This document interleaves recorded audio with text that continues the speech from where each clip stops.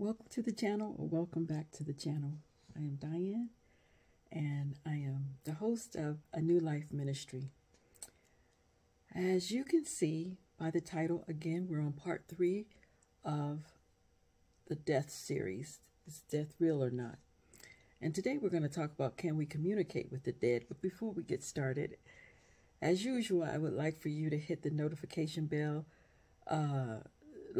subscribe to the channel, hit the like button, and share the video, because that helps me for the other viewers to find my channel. I appreciate it. So, is death real or not? And can we communicate with the living? So with that, let's get started. You know, there's a theory that it's possible for those living to communicate with those who are dead, but that is called spiritism. And this is not a Bible terminology. The Bible calls talking to the dead necromancy.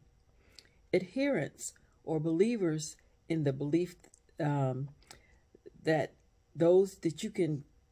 man has immortality, but we talked about that, so go watch part 1 and part 2. That there's communication lines between the dead and the living, but we have to remember that death is the opposite of life. And there's another difference is that, and that's between knowledge. What do I mean, Diane? Solomon says this in Ecclesiastes 9, verse 5, the first part, Ecclesiastes 9 and verse 5, the first part, it says, "For the living know that they will die, but the dead know not anything." So there's a knowledge that dead people don't have. They don't have a knowledge. You and I, while we're alive, we have knowledge. We have knowledge that one day you and I will die. But when the dead are dead, they don't know it because they don't have that knowledge. Life is gone from them. Okay? So let's talk about this. Who was the first spirit medium?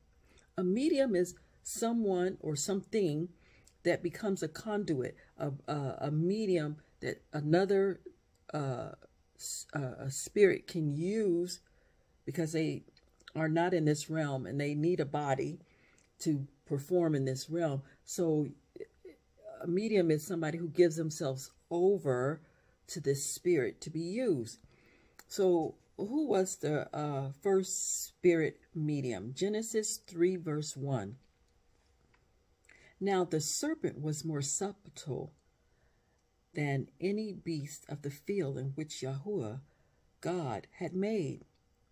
And he said unto the woman, Yea, hath God said, Ye shall not eat of the tree of the garden? Come on. You and I both know that animals do not talk. And serpents or snakes do not talk. So the serpent became the medium for the devil in order for him to talk to Eve. He had to have a medium in order to communicate in this realm. For what purpose was the first medium used? Well, I kind of said it, but 2 Corinthians chapter 11 verse 3. It says, "But I fear lest by any means, as the serpent beguiled Eve through his subtlety." What was the purpose of the first medium? To beguile or to trick or what is the word I'm looking for? Deceive. Yeah, to trick or deceive her. Beguile that's what it means. From that day, the result of every medium spirit contact has been to deceive. Okay? Satan gained control of the serpent. He made it appear that the serpent was speaking. Eve thought she was talking to the serpent, when in reality she was talking to the devil, or Satan himself. And the devil, is the one that deceiveth the whole world. You can find that in Revelation 12 verse 9. So when you see these hotlines, remember Dionne Warwick in the hotlines, and they might still have them, I don't know, those 900 numbers. But, you know, there's this young guy on TV with all the Hollywood people. He's a medium for the devil. And these people, even somebody that professes to be Christian, sits with him and thinks they're talking to their loved one. Okay? So the whole purpose of being a medium is to deceive someone. So when there was a real time when seances were real popular, now they might still be going on, but you know, they were popular with people at one time, especially youth dabbling in spiritism.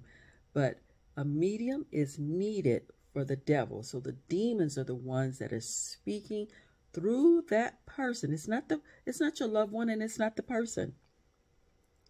What basic lie did the serpent tell Eve? Let's go back to Genesis 3, verse 4. And the serpent said unto the woman, Ye shall not surely die. Remember I said that before in my last video? So when the devil was able to get Adam and Eve to act upon his lie, the opposite of the truth at which God had spoken, he was, as Jesus states, a murderer from the beginning, and he abode not in the truth, for he is a liar, and he's the father of it. That's John 8, verse 44, the very last part. He started off that way. He is a murderer. He is a liar. And you can't believe anything he says. But the whole world believes everything he says. Because even these churches, remember I told you, these churches are telling people they're not really dead. I went to a funeral of a client. Yeah, I guess she was a client, a customer, I should say. And when the man said that Molly wasn't dead, there her body was, lifeless. I couldn't talk to her anymore. She was gone. And I was sad. And he said she was not there. She was in heaven.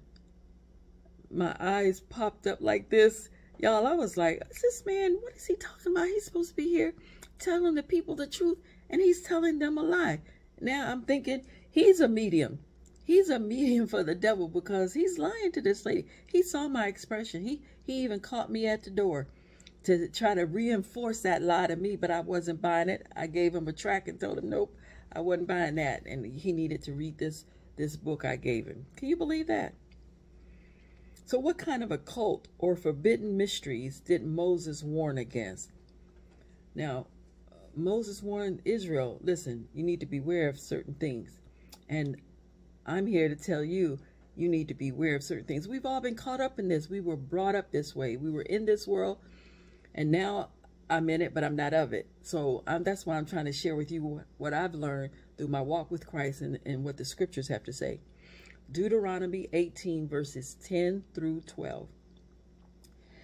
There shall not be found among you anyone that maketh his son or his daughter to pass through the fire, or to use divination, or an observer of times, or enchanter, or a witch, or a charmer, or a consulter with familiar spirits, or a wizard, or a necromancer. Remember, that's the word that I told you the Bible used for talking to the dead. For all that do these things are an abomination unto Yahuwah. And because of these abominations, Yahuwah thy God doth drive them out from before thee. The Father is not pleased with this behavior. And we see it all over the TV. We see it all over the movies. And, you know, the television, I'm just going to say this, you know, it's called television. It's telling a lie, and you're viewing it with that vision you're seeing. It's a lie. People die, they're not dead. You can't even trust what you're seeing in the news with the green screens. You don't know what's actually happening. I'm just saying. But movies are even worse, because they're casting spells right there. Those people are witches and demons that are performing these. They even tell you, oh, I got the spirit of that person. That's why I did that movie so good. I got that spirit in me. Some of your famous actors and actresses that you really like have said and admitted that they invited spirits in them. That's why they were able to perform that movie so well. Let's go on.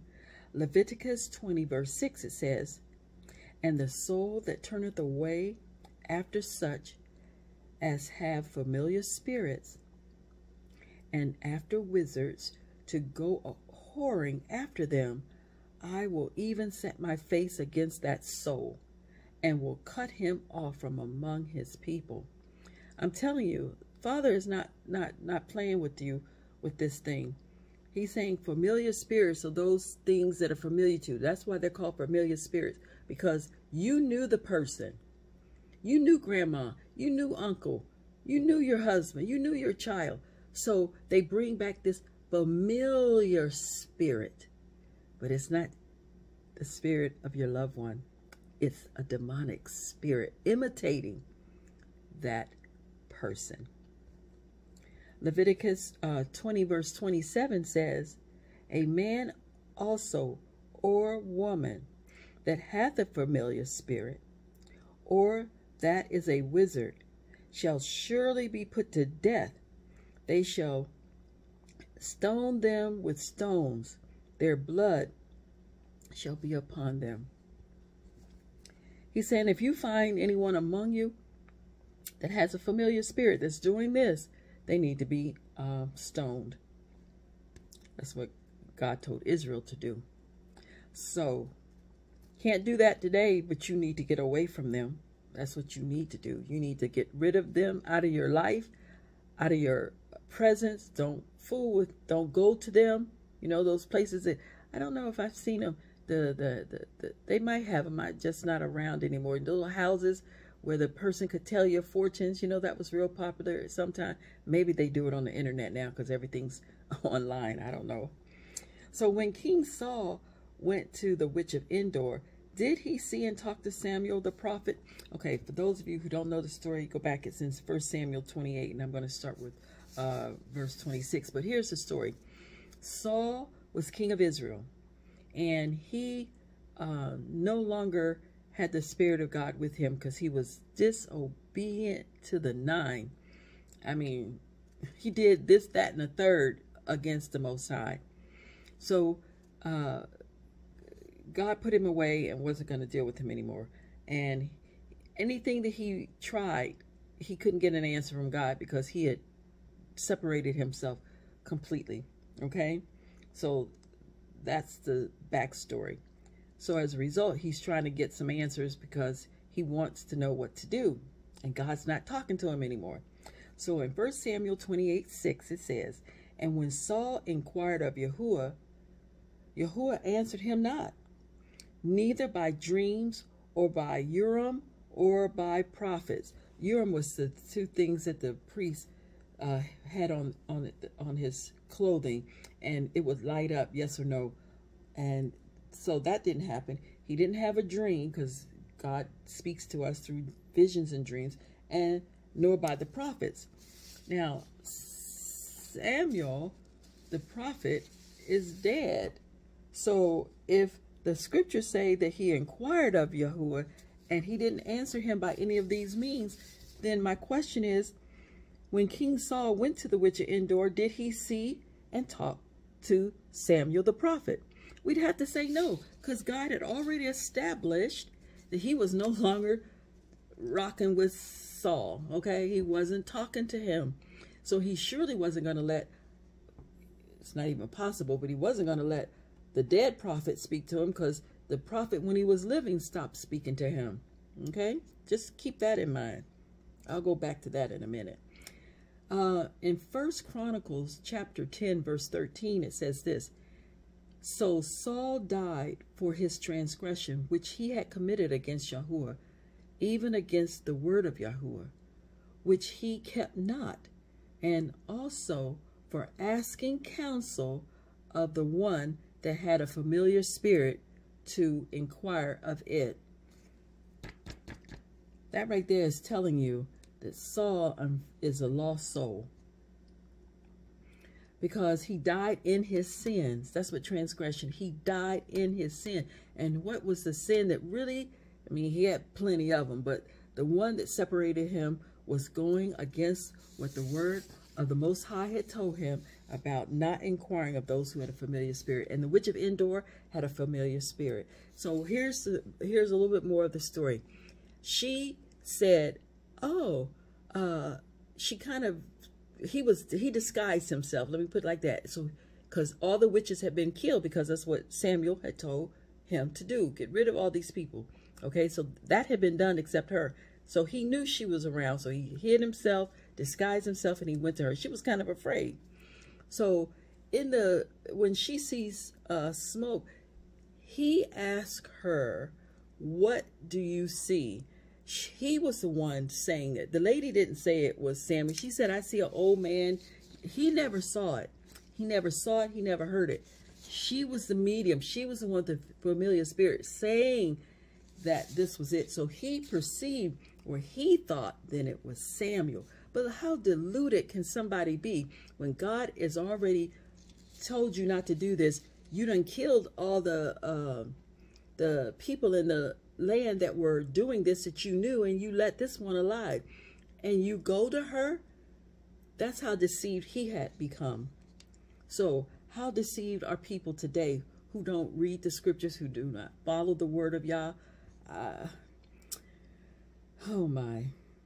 Do the dead ever return to their homes after death to either hunt or bring comfort? You know, they say, oh, so-and-so came back to hunt you because you did such and such to her. Or mama came back and sat there on the foot of my bed and told me, baby, it's going to be all right. Okay. Job 7, verse 9 and 10. Job 7, verse 9 and 10. As the cloud is consumed and vanished away, so he that goeth down to the grave shall come up no more. He shall return no more to his house, neither shall his place know him anymore. Here's what the scriptures say. As a cloud is consumed and vanished. When something vanishes, what happens? You don't see it anymore. When something is consumed, it's gone. Okay? He that goes down in the grave, where we put our loved ones, when they go down in the grave, decompose, back to ash, he shall not return any more to his house. I don't have to worry about my late husband coming back till the resurrection. He's not coming back to the house. My mother, my father, neither shall his place know him anymore. So this place, any place, nobody's going to know him or her anymore because they're not here. That's why we mourn, because our loved ones are gone. And we don't see them anymore. We have hope. We have this hope in the resurrection. We'll talk about the resurrection, but we're not talking about that right now. But right now, the dead are gone and they're dead. Now, and I don't want to sound bad. You know what I'm saying. I'm just trying to make the point because I've got deceased loved ones as well. And if you're in mourning right now, my condolences, but just know that your loved one is dead. That's why we're weeping, because we won't see them anymore. What condition makes it impossible for the living to talk to those who are dead? Well, first of all, I'm just going to say this. It makes it impossible because they're dead. They are asleep and they're totally unconscious of anything. We read that in Ecclesiastes 9 and verse 5 and 6 and verse 10.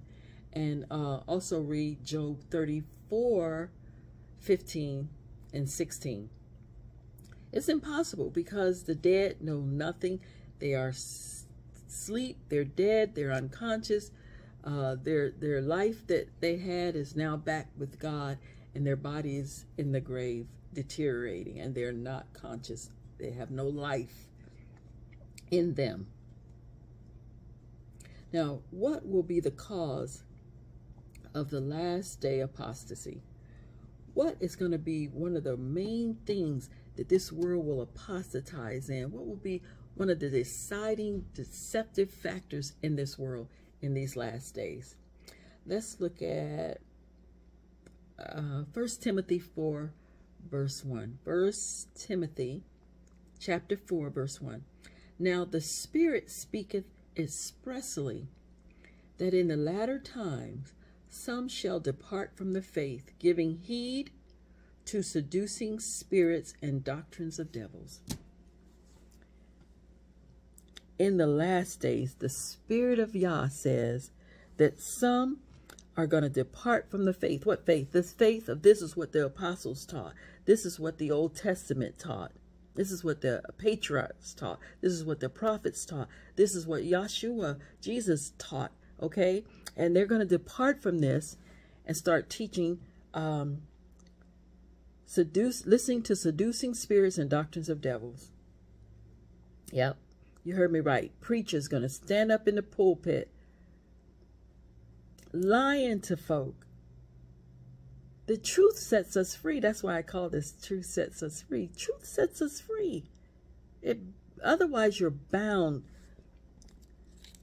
Oh, brothers and sisters, family and friends, just know these spirits are mediums. Okay, these seducing spirits are mediums. And they're bent on deceiving you. They cause people to depart from the faith and proclaim doctrines of devils. This is the doctrine of the devil. Remember the servant's words? You will not surely die. They are miracle-working spirits. They are supernatural manifestations to implement their deceptions and give them plausibility. I'm going to give you a few more scriptures to look up, okay?